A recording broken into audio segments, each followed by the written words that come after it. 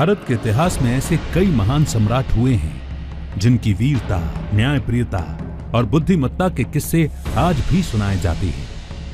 लेकिन जब बात होती है महानतम राजा की, तो एक नाम सबसे पहले आता है, सम्राट विक्रमादित्य।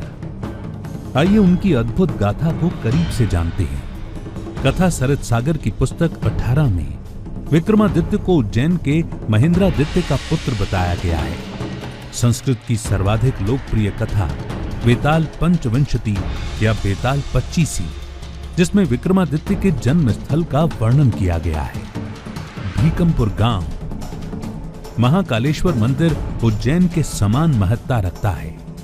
राजा विक्रमादित्य का जन्म गांव विक्रमपुर में हुआ था, जो अब भ्रंश होकर वर्तमान में भीकमपुर नाम से जाना जा रहा है।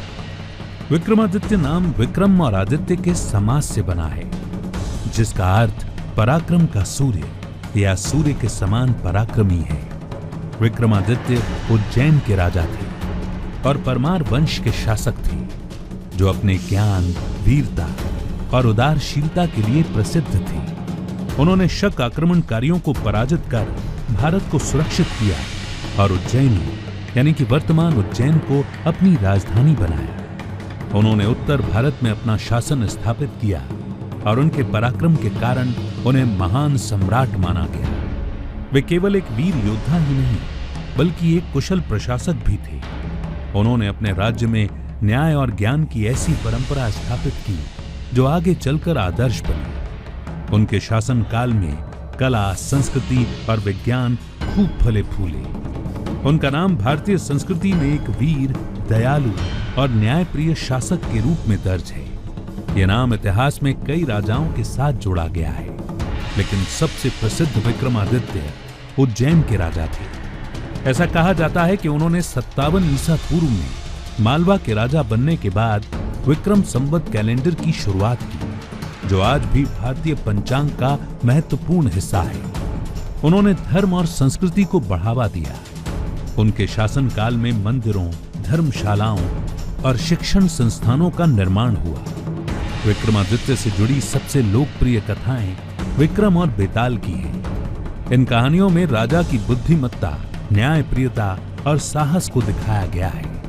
ऐसा कहा जाता है कि वे एक तांत्रिक से मिले थे, जिसने उनसे बेताल को पकड़कर लाने को कहा था, लेकिन बेताल हर बार उन्हें एक पहेली सुनाकर उनके धैर्य और न्याय बुद्धि की परीक्षा लेता था। राजा विक्रमादित्य का न्याय अद्वितीय था। उनकी सभा में नवरत्न नामक विद्वानों का समूह था।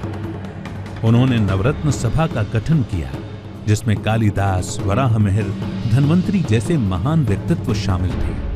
वे अपने राज्य के हर नागरिक का ध्यान रखते थे और कभी अन्याय को बर्दाश्त नहीं करते थे।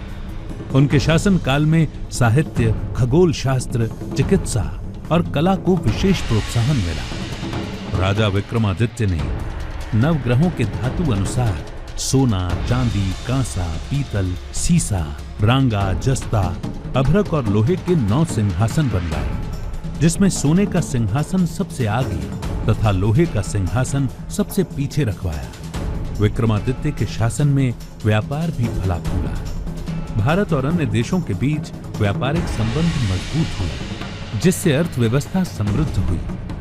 उनकी वीरता और न्यायप्रियता की गाथाएं आज भी अमर हैं। उनका नाम भारतीय इतिहास और लोक कथाओं में सदा जीवित रहेगा। उनकी कहानियां हमें सिखाती हैं कि सच्चा राजा वही होता है जो प्रजा के हित में कार्य करे, न्यायप्रिय हो और निडर होकर सत्य के मार्ग पर चले। महान सम्राट विक्रमादित्य केवल एक राजा ही नहीं, बल्कि एक आदर्श, एक प्रेरणा और एक युग पुरुष थे, जिनकी गाथाएं युगों युगों तक सुनाई जाती रहेंगी।